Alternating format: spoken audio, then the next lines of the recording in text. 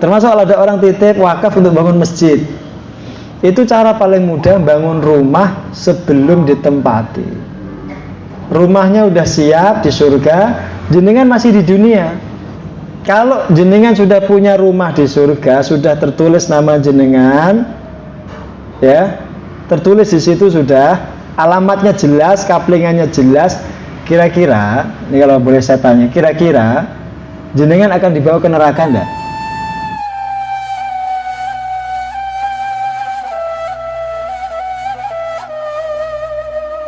Ini ilustrasi.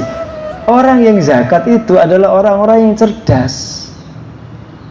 Dia adalah orang-orang yang menitipkan bekalnya, barang-barangnya kepada orang lain. Sebelum dia sampai tempat tujuan, dia sudah memiliki barang yang disimpan di sana. Paham? Sehingga ketika sampai lokasi, sampai tempat itu dia sudah cukup bekalnya. Itu cara mentransfer uang ke akhirat itu.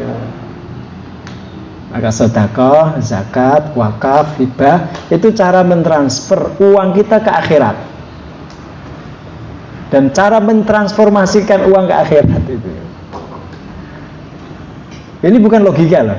Ini semua berangkat dari dalil. Paham ya ini?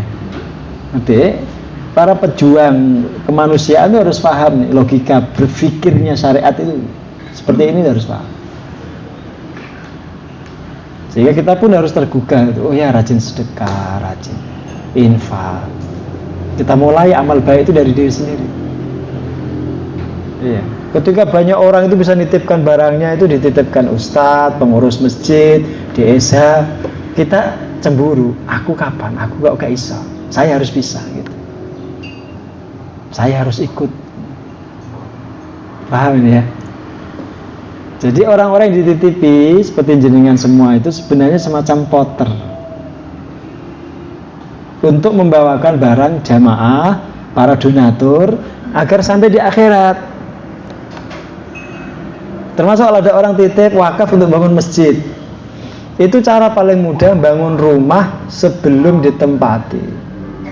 Rumahnya udah siap di surga, jenengan masih di dunia. Kalau jenengan sudah punya rumah di surga, sudah tertulis nama jenengan, ya, tertulis di situ sudah, alamatnya jelas, kaplingannya jelas. Kira-kira, ini kalau boleh saya tanya, kira-kira jenengan akan dibawa ke neraka enggak?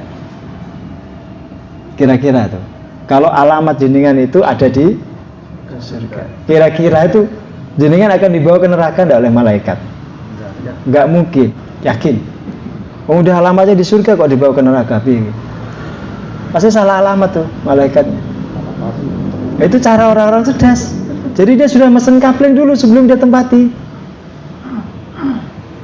Kalau jenengan perjalanan jauh, ya, touring ke Eropa namanya,